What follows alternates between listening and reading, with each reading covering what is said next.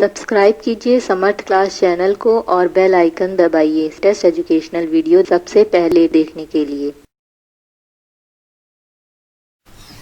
Hello everyone, welcome to Samarth class. Guys, इस video में बात करेंगे पुनर्बनन कौशल पर बेस्ड माइक्रो प्लान की। माइक्रो टीचिंग के लिए माइक्रो प्लान का बनाना मोस्ट इम्पॉर्टेंट है।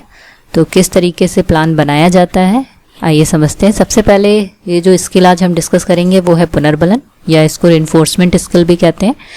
क्या होती है रिइंफोर्समेंट स्किल, इसको समझते हैं। रिइंफोर्समेंट स्किल साइकोलॉजी से लिया गया है, क्योंकि यहाँ पे पुनर्बलन का रोल जो लाइफ में है मोस्ट इम्पॉर्टेंट है।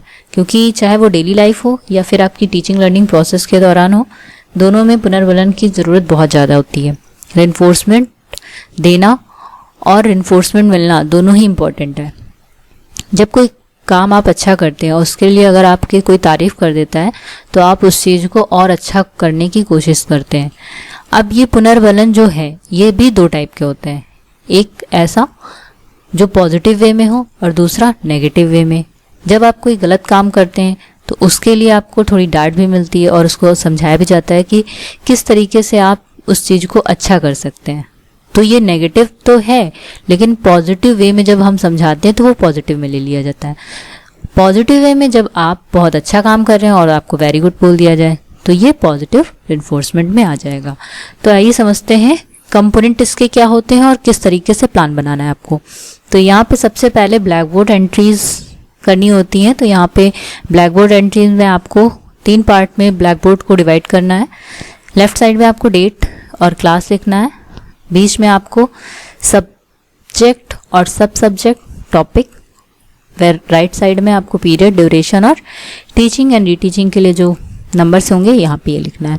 यहाँ पे जो क्लास है वो 8th क्लास के लिए बनाया गया है। सब्जेक्ट हमारा गणित है, उप विषय है अंक गणित और प्रकरण है हमारा वर्ग और वर्गमूल। चक्र, जिस चक्र में आप पढ़ा रहे हैं जिस भी पीरियड में, और जो टाइमिंग है इसकी ड्यूरेशन वो 6 मिनट है, क्योंकि माइक्रो टीचिंग प्लान है। माइक्रो टीचिंग प्लान 6 मिनट का होता है और एक स्किल पे बेस्ड होता है। अब आते हैं इसके कंपोनेंट पे। कंपोनेंट है, पहला कंपोनेंट है प्रशंसात्मक कथनों का प्रयोग। जब कोई अच्छा काम करे और उसके लिए हम कोई अच्छे वर्ड्स का यूज़ करें, जैसे गुड, वेरी गुड, एक्सीलेंट, या हिंदी में आप कहें तो अच्छा, बहुत अच्छा, ठीक है। तो इस तरीके से प्रशंसात्मक कथनों का प्रयोग। सेकंड है हाव भाव तथा अन्य अशाब्दिक संकेतों का प्रयोग। हाव भाव मतलब हमने सर हिला के बोल दिया कि हाँ ठीक है, या फिर थोड़ा सा स्माइल कर दी, तो ये सारे हाव भाव और अन्य अशाब्दिक संकेतों के अंतर्गत आते हैं।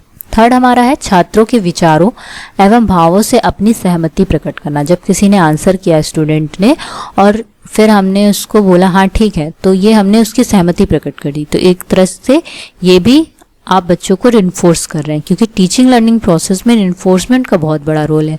अगर आपकी क्लास में बच्चे आंसर कर रहे हैं और आप उनको थोड़ा सा भी मोटिवेट नहीं कर रहे हैं, रिइंफोर्स नहीं कर रहे हैं, तो बच्चे कहेंगे ये तो क्वेश्चन पूछते रहते हैं और कभी कुछ बताते भी नहीं है कि हम अच्छा कर रहे हैं कि गलत कर रहे हैं। तो वो आपके लेसन को लेके, आपकी टीचिंग को लेके बहुत ज़्यादा इंटरेस्टिंग वे में लर्निंग नहीं करते, वो चुपचाप बैठे रहते हैं। लेकिन आप जब रिइंफोर्स करना स्टार्ट कर देती हैं, मोटिवेट करना स्टार्ट करती हैं, तो वो बहुत ही ज़्यादा एक्टिव हो जाते हैं और उनको लगता है ठीक है हम इस बार और अच्छा आंसर करेंगे तो मैम मुझे और अच्छा कुछ बोलेंगी, कुछ वेरी गुड कहेंगी, या क्लास में मेरा नाम होगा, या मेरे कहे हुए जो भी आंसर होंगे उसको ब्लैक बोर्ड में लिखेंगी। तो इस तरीके से हम इस स्किल का यूज़ करते हुए अपनी टीचिंग को बहुत इफेक्टिव बना सकते हैं और बच्चों को जो नॉलेज मिलने वाली है वो भी परमानेंट होगी, क्योंकि रिइंफोर्समेंट के बाद जो बच्चे याद करते हैं तो वो उनको परमानेंट नॉलेज देता है। फोर्थ पॉइंट है हमारा नकारात्मक शाब्दिक कथनों का प्रयोग। नकारात्मक शाब्दिक कथन, जैसे किसी ने आंसर गलत किया या उसने कुछ गलत बोला तो हम वहाँ पे कुछ ऐसे शब्द यूज़ करें कि वो नेगेटिव हो, जैसे कि नहीं ये आंसर ठीक नहीं है। तो यहाँ पे नहीं आपका नेगेटिव हो गया और हम बोल रहे हैं तो नेगेटिव वर्बल में भी आ गया। फिफ्थ है नकारात्मक अशाब्दिक कथनों का प्रयोग। जैसे जब बच्चे शैतानी कर रहे होते हैं या फिर आंसर गलत कर रहे होते हैं तो वहाँ पे हम सर हिला के भी उनको इंडिकेट कर देते हैं, या फिर उनको ऐसा देखते हैं कि उनको लग जाता है कि हाँ मैम इस चीज़ के लिए मना कर रही हैं। तो ये हमारा नेगेटिव नॉन वर्बल में आ जाता है। 6 पॉइंट है छात्रों के सही उत्तरों को ब्लैक बोर्ड पर लिखना। अगर आप ब्लैक बोर्ड पर बच्चों के द्वारा दिए गए आंसरों को लिख देते हैं तो पूरी क्लास में सभी बच्चे यही कोशिश करेंगे कि हम इस बार याद करके आएंगे और मैम को सबसे पहले हम ही आंसर करेंगे, ताकि क्या होगा, मैम मेरा भी आंसर ब्लैक बोर्ड पे लिखेंगे और मेरा भी नाम होगा, मैम मुझे भी वेरी गुड या गुड कहेंगी। तो इस तरीके से हम उनको बहुत ही अच्छा सा रेनफोर्स भी कर रहे हैं, मोटिवेट भी कर रहे हैं, क्योंकि हमने उनके काम को अच्छा तो कहा, साथ ही और जो बच्चे आंसर नहीं कर पाए थे वो भी मोटिवेट हो गए कि हाँ मुझे नेक्स्ट टाइम इस बार मेरा ही होना चाहिए नाम। तो यहाँ पे दोनों काम हो रहे हैं। इस तरीके से आपकी जो टीचिंग लर्निंग प्रोसेस चलेगी, आपके बीच, आपके और स्टूडेंट के बीच में जो इंटरेक्शन होगा वो काफ़ी अच्छा होगा और एटमॉस्फेयर जो आपका है वो काफ़ी अच्छा हो जाएगा। 7th है पुनर्बलन का समुचित प्रयोग। आप यहाँ पे रिइंफोर्समेंट आपको देना है, लेकिन इसकी भी एक टाइमिंग होती है और इसका भी यूज़ करने का एक तरीका है।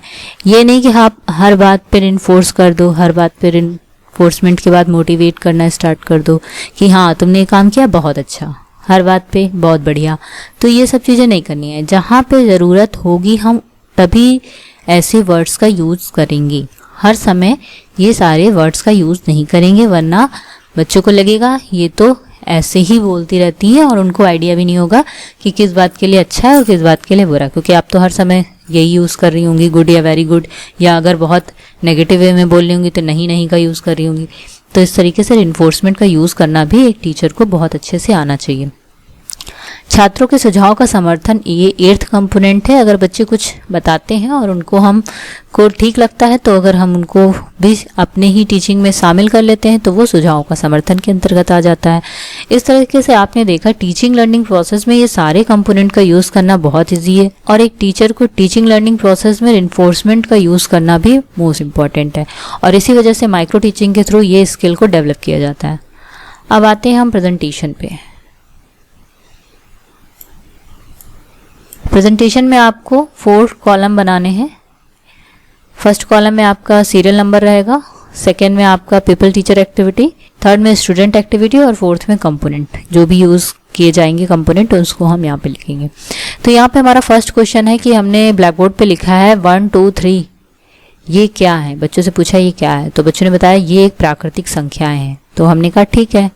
तो यहाँ पे मैंने कंपोनेंट कौन सा यूज़ किया है, फर्स्ट यूज़ किया है, क्योंकि हम ठीक है यूज़ कर रहे हैं, उनको इन्फोर्स कर रहे हैं।